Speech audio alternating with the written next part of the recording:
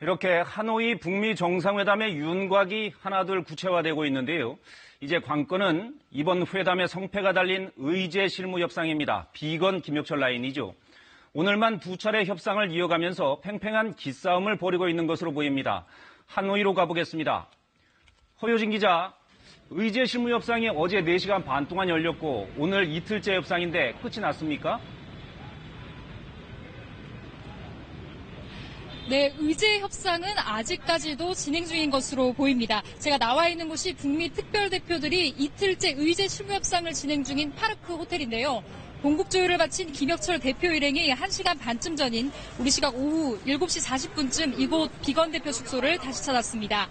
오늘 낮 한 차례 협상을 마친 뒤 미 대사관에 들렀던 비건 대표도 비슷한 시각 호텔에 다시 돌아왔는데요. 오늘만 해도 벌써 두 번째 협상입니다. 김 대표는 우리 시각으로 오전 11시부터 이곳 비건 대표의 숙소를 찾아서 5시간 넘게 협상을 이어갔습니다. 점심도 안에서 해결하면서 2차 회담의 선언문을 채울 내용 조율에 집중했는데요.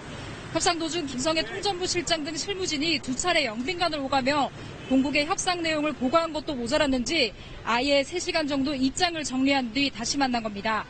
비건 대표도 같은 시각 미 대사관에 들러 본국의 내용을 보고했는데 대사관 체류 시간이 1시간 반 정도였습니다. 보고는 물론 훈련을 받는 과정이 길었던 것으로 추정됩니다.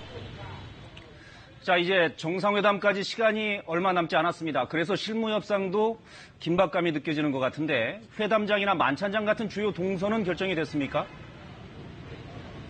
네, 닷새 남았죠. 베트남 정부가 공식적으로 발표하진 않았지만 회담장과 숙소로 자주 거론됐던 장소 주변에 경호가 한층 강화된 모습을 저희 취재진이 확인할 수 있었습니다.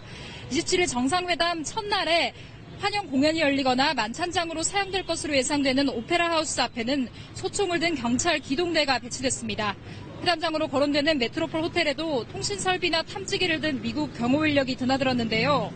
외교 소식통은 내일쯤 베트남 정부가 미국과 북한의 최종 확인을 받은 뒤에 회담장과 숙소를 발표할 것으로 보인다고 말했습니다.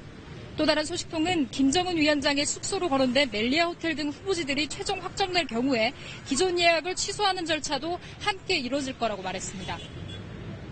네, 하노이 현지는 벌써 회담 분위기가 달아오르고 있다면서요?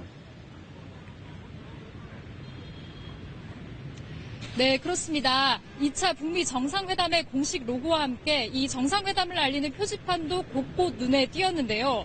북한 대사관을 비롯해서 시내 곳곳에 비둘기를 형상화한 로고와 함께 지속 가능한 평화를 위한 파트너십이라는 문구가 적힌 대형 걸개가 설치됐습니다.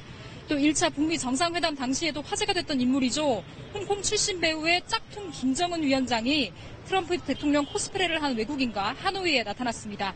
이들은 메트로폴 호텔과 오페라 하우스 등을 방문하면서 행인들과 악수를 나누면서 정상회담 분위기를 한층 띄웠습니다. 지금까지 베트남 하노이에서 KBS 뉴스 허유진입니다.